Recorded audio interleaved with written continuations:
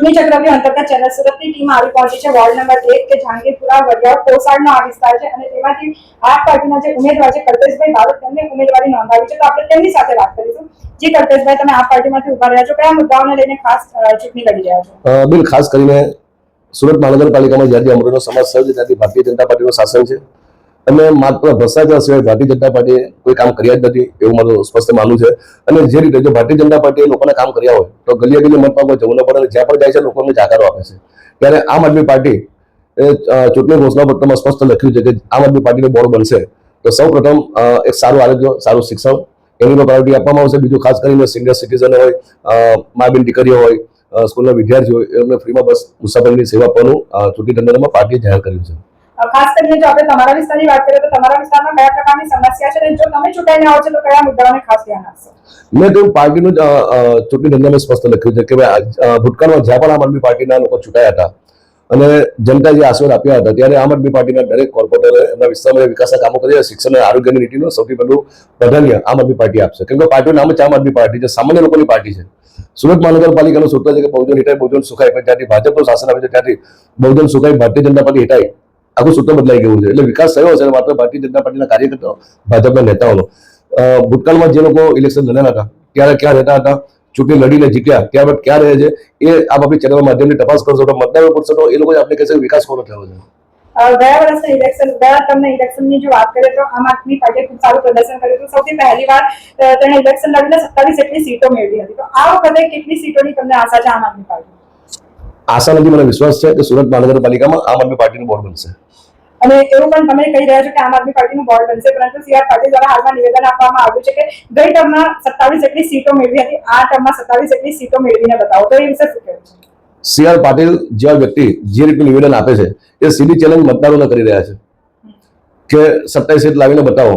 આ એક જનતા જનાર્દન છે જેઓએ તમને સુરતની ગલીમાંથી દિલ્હી સુધી મોકલ્યા છે અને અભિમાન રાજા રાવણનું નિવેદન રહ્યું ત્યારે આ પ્રમાણનું નિવેદન આપવું સીઆર પાટીલને સોંપતું નથી। જનતા જનાર્દન ભલભલાનું ભાગ્ય બદલી શકે છે, ત્યારે અમને સુરત શહેરના તમામ મતદાતાઓ જે અમારા ભાગ્ય વિધાતા છે અમને સંપૂર્ણ વિશ્વાસ છે કે આ વખતે એ લોકો 80 જેટલી સીટ સુરત મહાનગરપાલિકામાં આમ આદમી પાર્ટીના લોકોને આપશે, કેમ કે આમ આદમી પાર્ટી લોકોની પાર્ટી છે, સામાન્ય જનજનની પાર્ટી છે। જી, તમે આમ આદમી પાર્ટીમાંથી ઇલેક્શન લડી રહ્યા છો, પરંતુ આપણે જો ભૂતકાળની વાત કરીએ તો ઘણા ઉમેદવારો જીતીને આવે છે પરંતુ ત્યાર પછી ભાજપમાં ભળી જાય છે, તો તે વિશે તમારું શું કહેવું છે? જો તમે જીતીને આવો છો તો તમારો કઈ રીતની વ્યૂહરચના હશે? આમ આદમી પાર્ટીનો દરેક કાર્યકર્તા સામાન્ય ઘર પરિવારમાંથી આવે છે અને પાર્ટીની ઈમાનદારી ને વરેલો કાર્યકર્તા છે।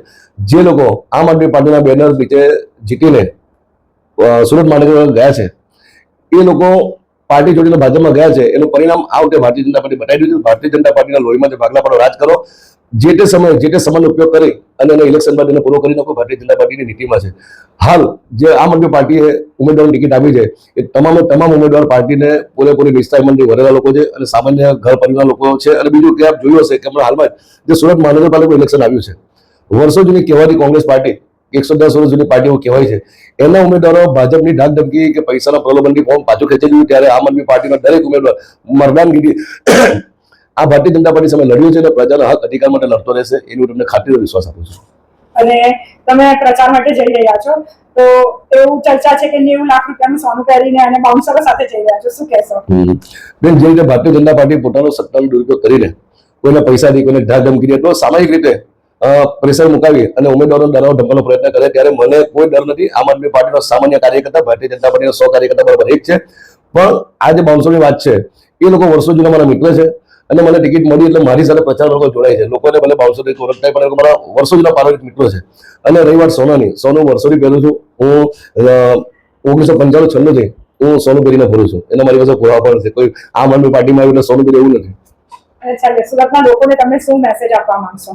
સુરતના લોકોને આપણી ચેનલ માધ્યમથી એક વિનંતી કરું છું કે સુરત શહેરમાં જ્યાં પણ આમ આદમી પાર્ટીના ઉમેદવાર ઉભા હોય એ 4 ઝાડુના બટન દબાવો અને જે રીતે આપણે દિવાળીમાં કાળી ચતુર્દશી દિવસે ઝાડુ મારફતે ઘરમાંની કકળાટ કાઢીએ છીએ એ રીતે વર્ષોથી ભારતીય જનતા પાર્ટી નામનો કકળાટ જ્યાં સુરતમાં રાજ કરે છે એને દૂર કરવામાં આપ સહભાગી થશો, ઝાડુના 4 બટન દબાવી આ સુરત માટે ઝાડુ મારફતે ભારતીય જનતા પાર્ટીનો સફાયો કરશો, એ જ મારી સૌ મતદારોને વિનંતી।